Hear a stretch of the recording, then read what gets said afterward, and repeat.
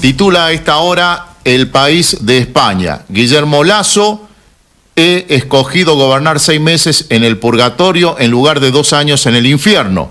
El presidente de Ecuador recibe al país un día después de disolver la Asamblea Nacional y pedir el adelanto electoral.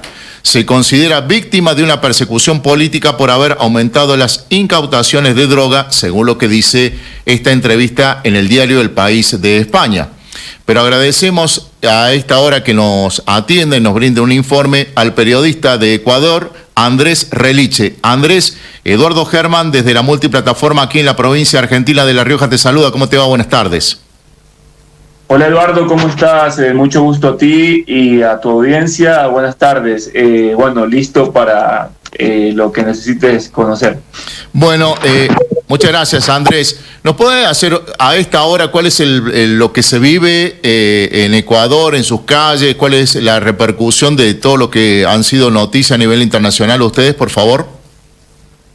Nosotros en Ecuador hemos atravesado por una situación de incertidumbre e inestabilidad política que inició de alguna manera a mediados del mes de enero, cuando un medio digital llamado La Posta empezó a hacer una serie de revelaciones de algunas estructuras de corrupción que habría en las empresas públicas, ¿no?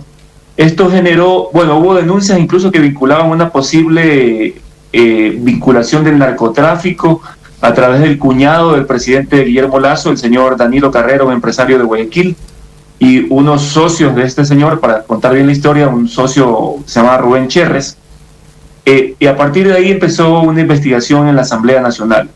En inicio era por 3 delitos, ¿no? Por concusión, por cohecho y por peculado.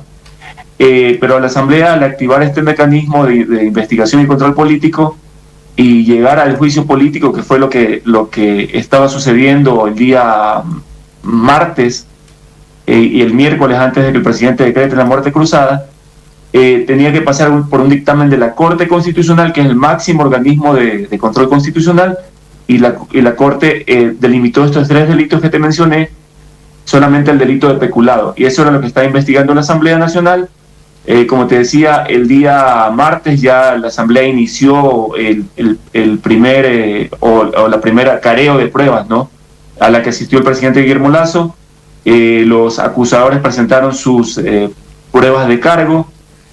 Se abrió el debate que concluyó ese día a las 10 de la noche, y la sorpresa fue que al día siguiente, el día miércoles, donde debía continuar el debate, el presidente decretó este mecanismo que se conoce aquí coloquialmente como la muerte cruzada, y que consta en el artículo 148 de la Constitución.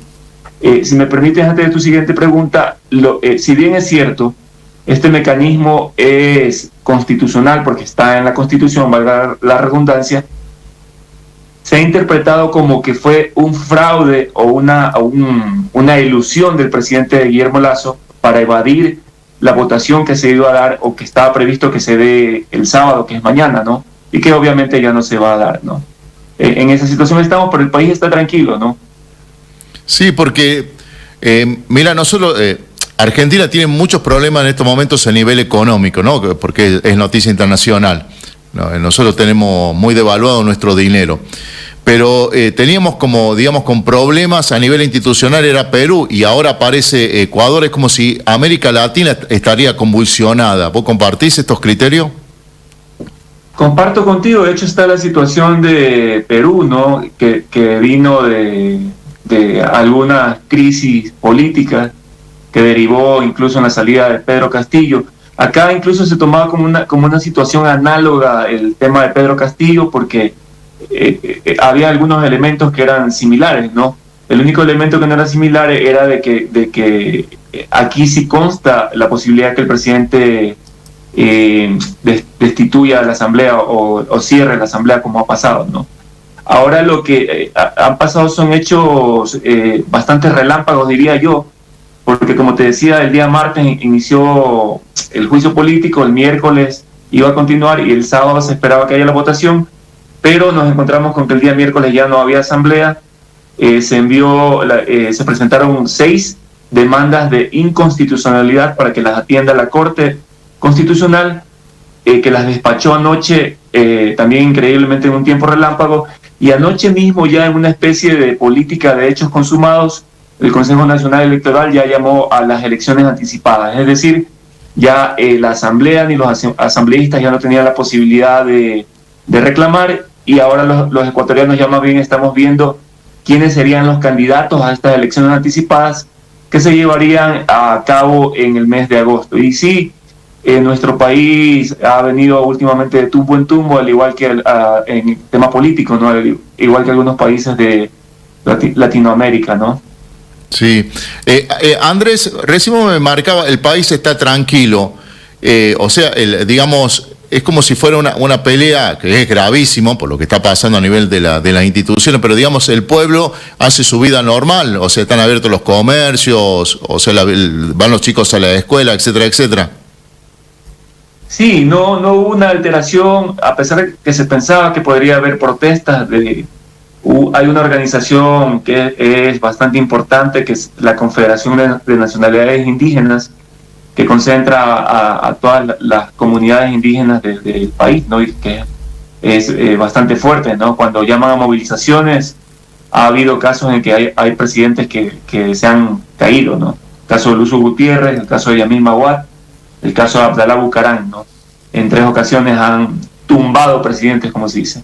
Acá hubo advertencias previas, pero llegado el momento, no sé si por el factor sorpresa y esta situación de los hechos consumados que yo te decía, los tomó fuera de base.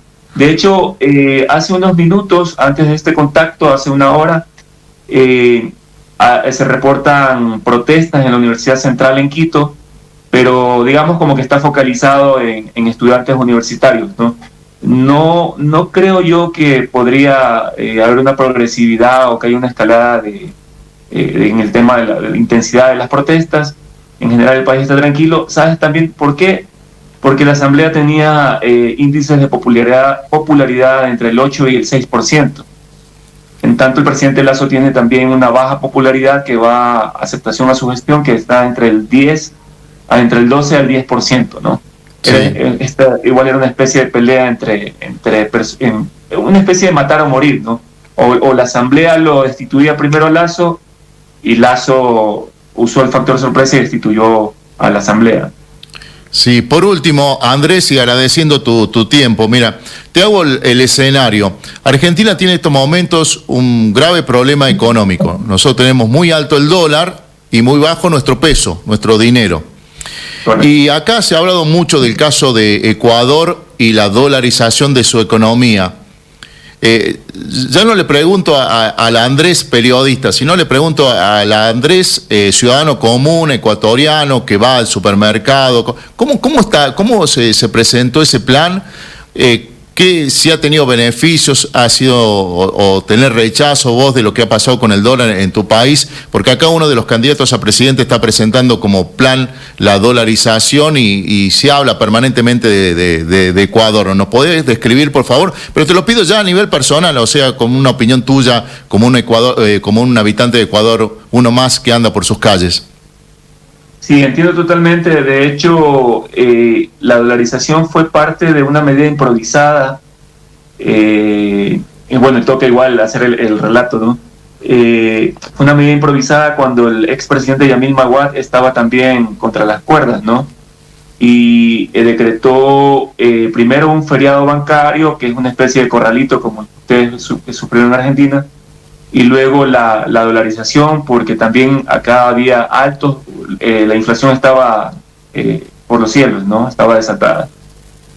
Y pese a que fue una medida improvisada, digamos, hemos aprendido, y ahí sí ya te lo digo a título personal, como bien me solicitaste, hemos aprendido a convivir con la dolarización y de alguna manera ha dado estabilidad a la economía. A tal punto que acá, a diferencia de Argentina, por ejemplo, si un candidato siquiera menciona la posibilidad entre líneas de que se puede volver a una situación antigua a la dolarización, ese candidato llevaría las de perder, porque la gente no aceptaría, ¿no? Es una especie de tema tabú en Ecuador en este momento hablar incluso de una desdolarización.